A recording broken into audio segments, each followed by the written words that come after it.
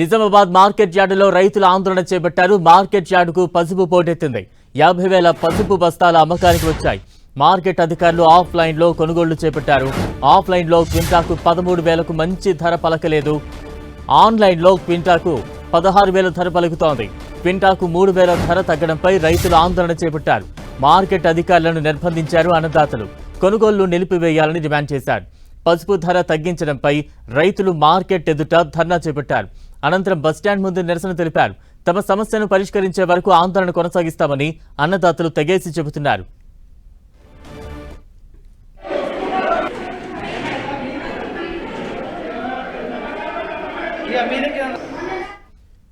పసుపు రైతుల ఆందోళనకు సంబంధించి మరింత అప్డేట్స్ అందించేందుకు మా ప్రతినిధి సతీష్ సిద్ధంగా ఉన్నారు. సతీష్, బలరాం, నిజామాబాద్ మార్కెట్ యార్డ్ లో పసుపు రైతులు ఆందోళనకు దిగడం జరిగింది. మద్దతు ధర తగ్గించి కొనుగోలు చేయడం పైన పసుపు రైతులంతా కూడా ఆగ్రహం వ్యక్తం చేస్తూ నిరసన చేపట్టారు. ఇటు అధికారులు కూడా సరైన సమాధానం చెప్పకపోవడం, అదేవిధంగా కొనుగోలు మద్దతు ధర ఇవ్వకుండా కొనుగోలు చేయడం పట్ల రైతులంతా కూడా ఆగ్రహం వ్యక్తం చేస్తూ అధికారులను నిర్బంధించారు. ఆఫీసులోని ఫర్నిచర్ కూడా ధ్వంసం చేశారు. దీంతో ఒక్కసారిగా ఉధృత పరిస్థితి నెలకొంది. రైతులంతా కూడా తమ కష్టపడి పెట్టుబడులు పెట్టి లక్షల్లో పెట్టుబడులు పెట్టి పసుపు సాగు చేశాం. ప్రస్తుతం మార్కెట్ కి వస్తే ఆన్లైన్ కొనుగోలు కాకుండా ఇటు ధర వ్యాపారులంతా ఏకమై ఆఫ్లైన్ లో కొనుగోలు చేస్తున్నారు. ఆన్లైన్ లో ఇటీవల 16,000 మద్దతు ధర క్వింటాలకు పలికితే ప్రస్తుతం క్వింటాలకు 8,000 నుంచి 9,000 ధర పలుకుతుంది. ఇదంతా కూడా రైతులను దోపిడీ చేస్తుందని చెప్పి రైతాంగం అంతా కూడా ఆగ్రహం వ్యక్తం చేస్తున్నారు.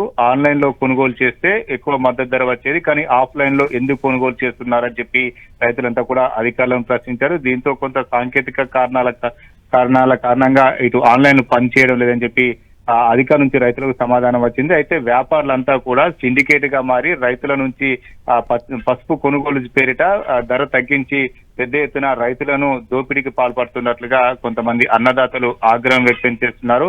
16,000 క్వింటలకు ఎక్కువ మద్దతు ధర లభించాలి, కానీ అంతకు తగ్గించి దాదాపు సగానికి సగం మద్దతు ధర తగ్గించడం ఏంటని చెప్పి రైతులంతా కూడా ప్రశ్నిస్తున్నారు. ఆన్లైన్ లో 2.0 ద్వారా కొనుగోలు జరిగితే మార్కెట్ అంతా కూడా ట్రేడింగ్ ద్వారా కొనుగోలు చేస్తారు. దీంతో ఎక్కువ రైతులకు మద్దతు ధర వచ్చే అవకాశం ఉంది. ప్రస్తుతం అయితే రైతులు తమ మద్దతు ధర రావాలని చెప్పి ఆందోళన కొనసాగిస్తున్నారు. నిజామాబాద్ బస్టాండ్ ఎదుట కూడా ఇంకా కూడా నిరసన కార్యక్రమాలు కొనసాగుతున్నాయి.